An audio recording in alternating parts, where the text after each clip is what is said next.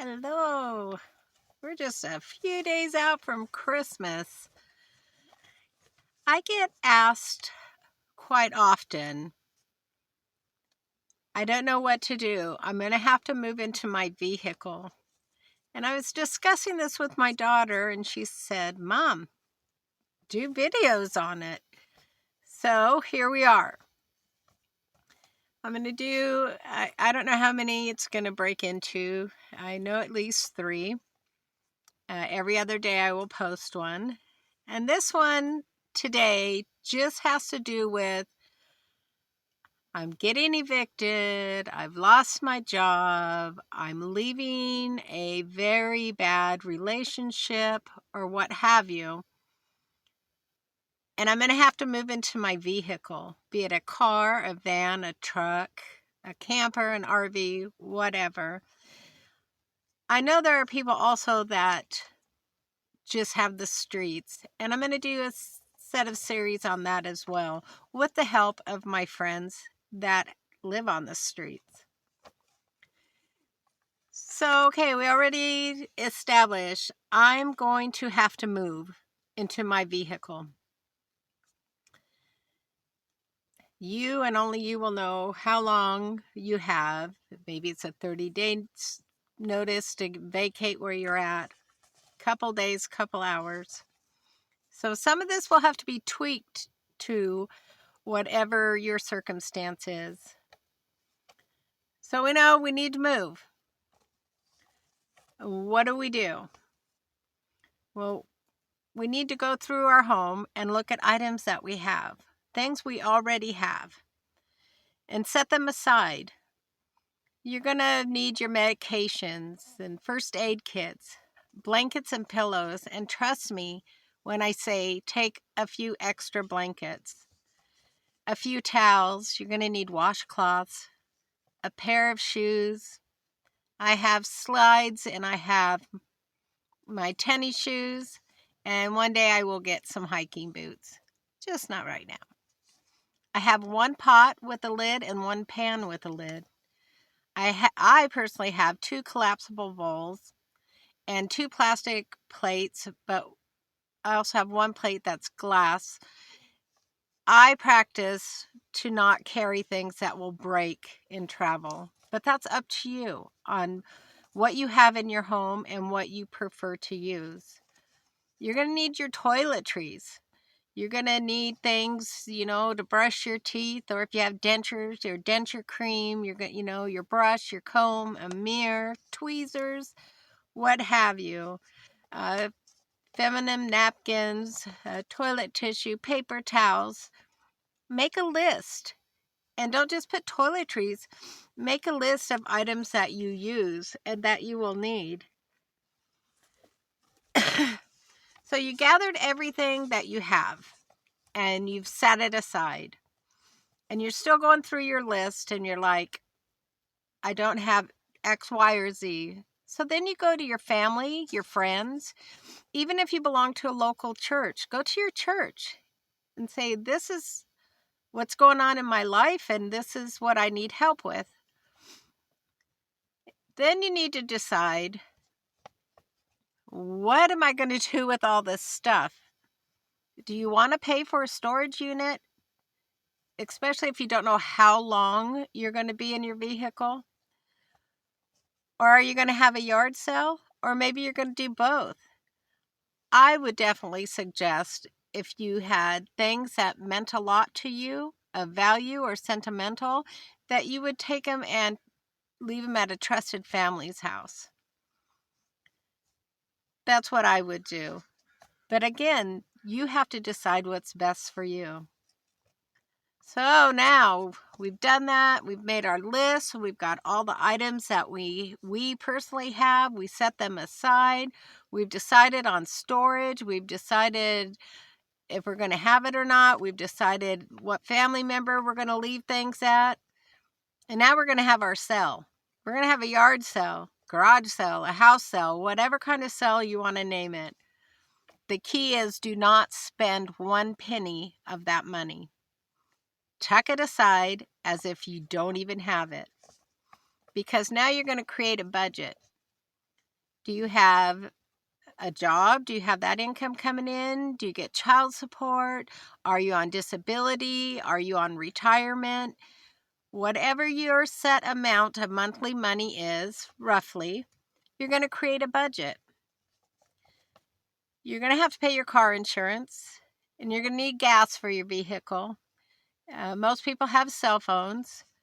Some people have car payments. I know I do, so I set a certain amount aside for my car payment. Food. You're going to have to buy food. And then you adjust it where you can. Like with food, don't eat out. Don't, as tempting as it is to just go, then you don't have the hassle of figuring out how you're cooking, what you're cooking, where you're storing. As time goes on, try not to eat out.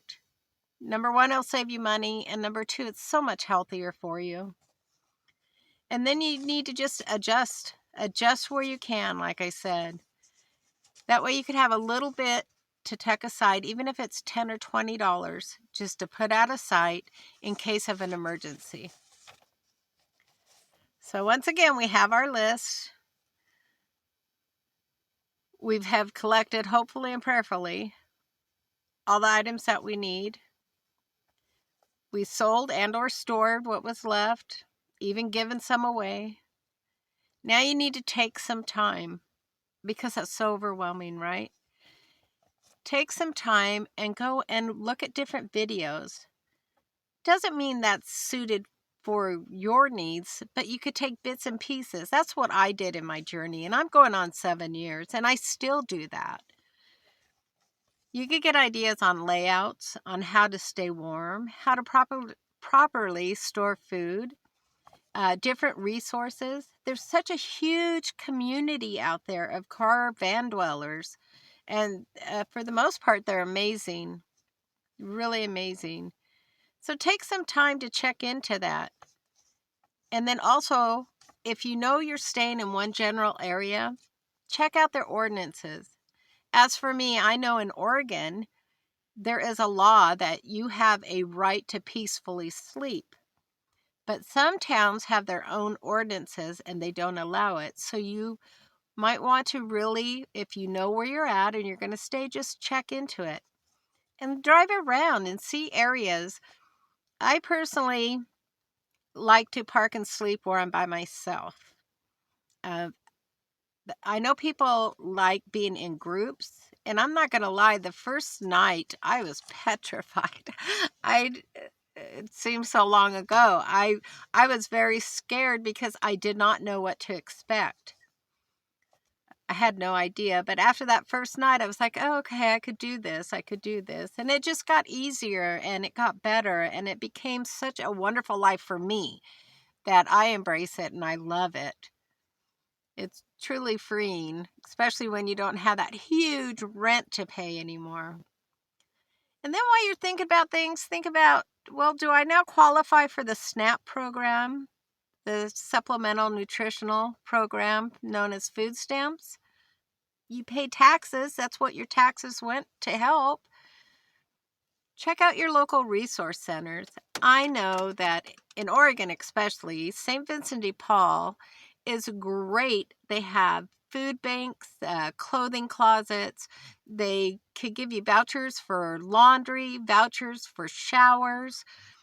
These are all things to keep in mind. Planet Fitness for $10 a month. It's a $50, I think, annually fee, but $10 a month, and you could go in and you could shower every day and work out. There's just a lot of different options out there. And the government provides a free phone with internet if you're low income. That's something else to check into. And if you're low income, if you receive food stamps, your local office, I don't even know what they're called anymore, but they will help you.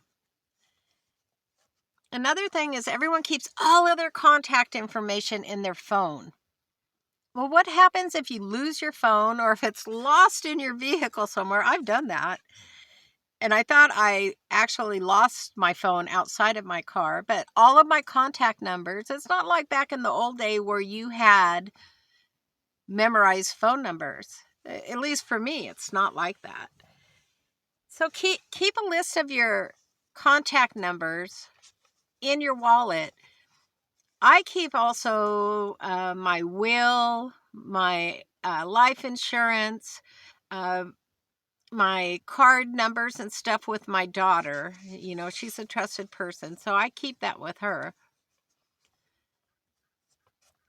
So we're thinking about things now, right? We're not quite out into our vehicle.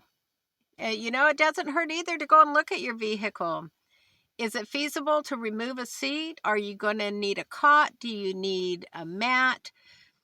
Are you able to sleep just in the seat? I know two ladies, a mother and a daughter, who have now spent 4 years just sleeping in their front seats of their van. You know, it's whatever works for you. Then you need to think about, how am I going to go to the restroom? Am I going to use a public bathroom, a compost, use the bucket in a bag like a luggable loo, you know, just a little 2.5 to 5 gallon bucket lined with trash bag? And we're going to go over that stuff in our next video. But it's things to think about. Start thinking about it. Start getting your mindset like, okay, this is going to happen. And it's not so scary if there's a plan. Think about, how are you going to cover your windows? Because money's tight right now, so you don't want to go out spending $200 on WeatherTech. You know, Reflectix has gotten crazy. That's another item to cover windows with. I know people that got cardboard, cut them out to fit their windows, and spray painted them. And it works wonderful for them. When people say, well, that's not very stealthy, well, people know we're in our vehicles. As stealthy as we would like to be, I'm in a minivan, and I hear it many times. I have no idea you live in there. Well, I'm sure the cars that come by at night know, because there's condensation and all my windows are blacked out. But that's okay. I'm not breaking a law. Make sure you take your charging cords for your phones. Have extra. Always have extra. Find out where you can get free Wi-Fi, your local restaurants and your local library. I know this is really overwhelming and it can be scary. But when you're in control, and by doing things like this, you are putting yourself in the, no pun intended, driver's seat. You are taking control of a situation that could totally devastate someone. So I just take time, if time allowed, take a few hours or a day or two, check into these things after you get everything else done. You know, as you're driving back and forth to whatever, work or however, look around, see what's around you, you know, research your ordinances. And I'm telling you, it does get better. Things do get better. And one more thing I wanted to talk about on this one was protection. Even if you're in a traditional home, we need to have some form of protection. Now, I have items, and I'm not telling, and I never tell anyone what I personally have. I always say, let them break into my van and they'll find out quickly.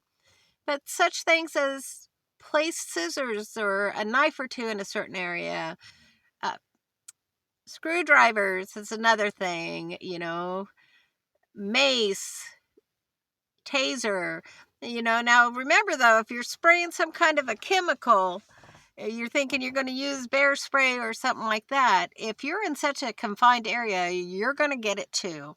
So just plan things out. What's your exit plan? You know, I have an exit door that I could go out of. I know where I keep my keys at all times. So just think about your safety plan. What are you going to do for safety? Because everyone in this world, unfortunately, is not a kind, loving soul. So we have to be aware of our surroundings. We have to be aware and trust that gut feeling that we have. I personally know that God watches over me. But I had been told a long time ago by my grandma, that gut feeling is the Holy Spirit talking to me. So I always park with my nose towards my exit. If something goes wrong, and I've done it, I get in my seat and I go. I don't even worry about putting anything away. And that's another thing. Before you go to sleep, put everything away that might have to be put away in a hurry. Don't leave candles sitting out and things like that. And then you know that, okay, I got my exit and I could go. Anyway, I truly pray that this startup video has at least got the wheels going in your head on, okay, I didn't think about this, or how about that? And if you have something to add to it, please do add to it. Because like I said, we don't just wake up. Well, okay, kind of for me it happened that way. But we don't just wake up and say, oh my gosh, I'm moving into my car right now today. So, it just, if you take time to get what works for you, because only you know you. Myself, I'm a minimalist, so I don't require a lot. I have a sister who had probably 75% of her rig full of clothing because she loves clothes, and that was okay for her, but it certainly was not okay for me. It wouldn't work for me. But again, you have to figure out what works for you. So the next video will be about, okay, we are now in our vehicle. Now what? Until then, may God continue to watch over you, bless you, keep you safe. And remember, it's a storm. It'll pass. And we grow when we're in storms. So just keep your faith in God. Continue to believe in yourself. And tell yourself, you got this. It's an adventure. And it truly is an adventure. We're so stuck in this world on we have to do this or we have to do that. The only thing we have to do is die. That is a given for each and every one of us. So, though we know that's going to come, we may as well live, and we may as well live in peace. May God continue to bless you. This is Gracie, and I'm out. Bye.